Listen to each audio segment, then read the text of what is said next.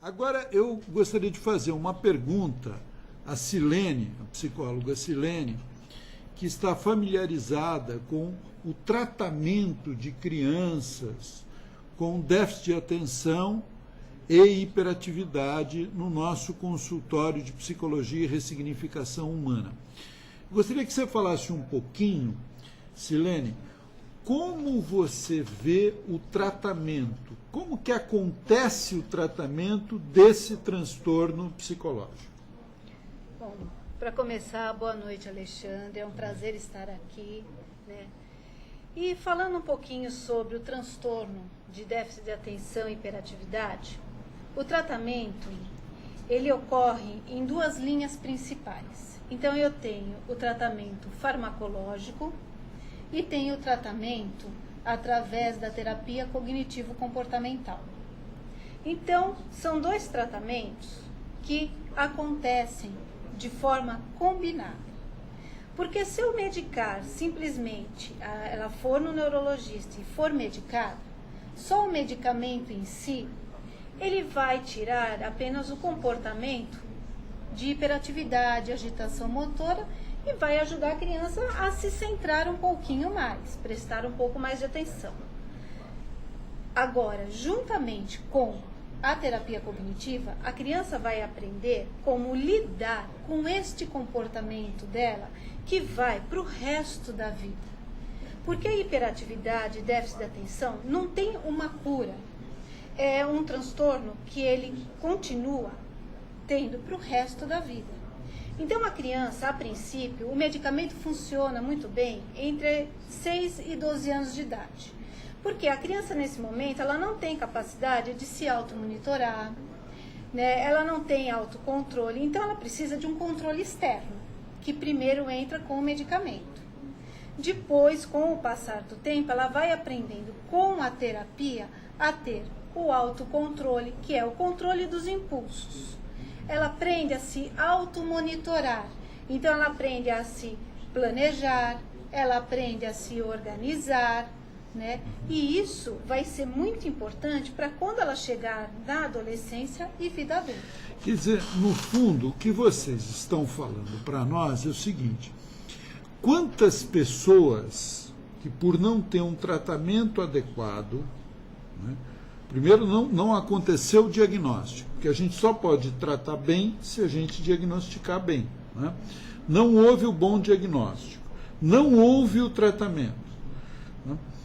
Isso acabou passando sem os devidos cuidados no processo de educação. Essa pessoa vai se desenvolver na vida e vai apresentar, claro, que uma série de limitações.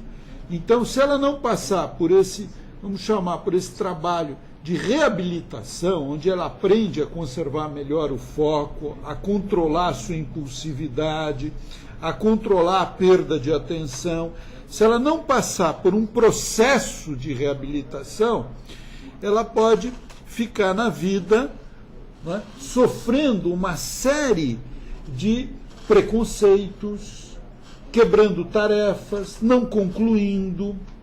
Por exemplo, você nota, Silene, que muitos pais, quando trazem criança para o consultório, para o tratamento, vêm com histórico de sofrimento, de certa forma, dos filhos? Ah, com certeza. Assim, por exemplo, de sofrer preconceito. Sim.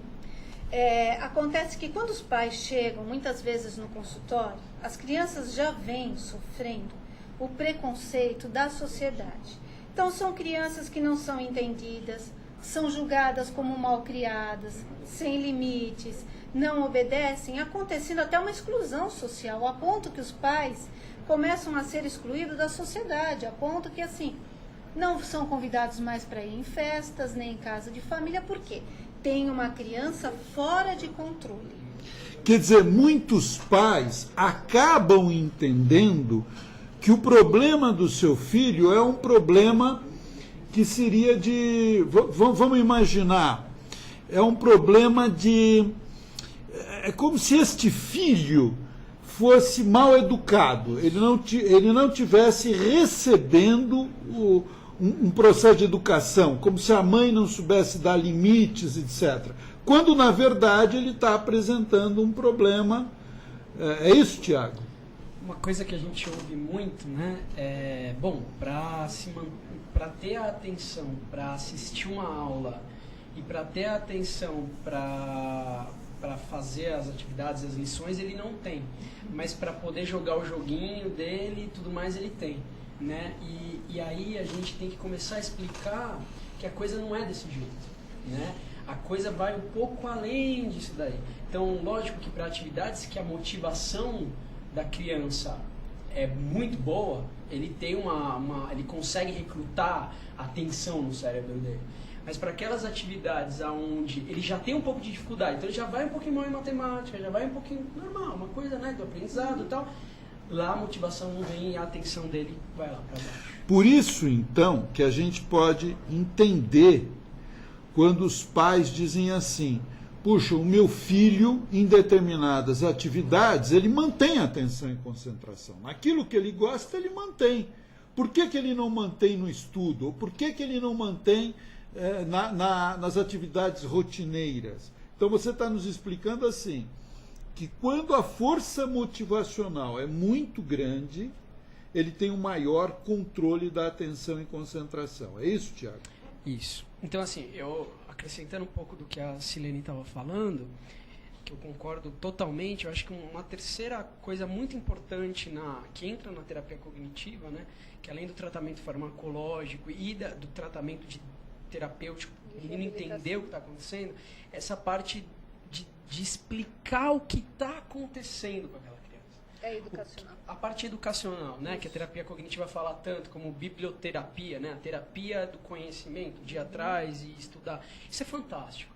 Eu acho que para uma pessoa com déficit de atenção, quando ela descobre que ela tem déficit de atenção, e quando ela entende que não é má vontade dela, que ela não consegue manter o foco, o cérebro dela, naquele determinado momento do desenvolvimento dela, não está conseguindo. Só uma coisa muito importante a gente falar, que hoje a gente sabe que o déficit de atenção ele é prioritariamente um transtorno frontal, do lobo frontal do nosso cérebro, que é o lobo que mais demora tempo para desenvolver na nossa história humana.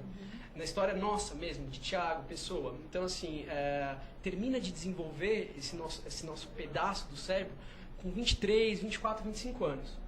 Então, olha que interessante, eu tenho um déficit numa região que demora para ser desenvolvida. Então, normalmente, a gente já tem dificuldade, quando criança, a inibir um impulso. Eu quero, eu vou e faço. Né? Então, a gente já tem essa dificuldade, todas as crianças, normalmente. Agora, imagina uma pessoa que, além disso, tem um déficit de atenção e hiperatividade. E eu posso pensar que essa pessoa poderia acabar fazendo muitos estragos na vida pessoal por essa impulsividade, né? Bom, eu acho que sim, né? Eu acho que desde de pequeno, como a Silene estava falando, né? Agora há pouco a gente estava com uma colega aqui falando sobre bullying, né? Isso. Então, esse bullying sofrido pelas crianças, isso tudo tem um quê de entendimento por trás, e com déficit de atenção, isso se torna uma questão problemática muito maior. Porque agora eu vou complementar aqui. Porque acaba mexendo com a autoestima da criança.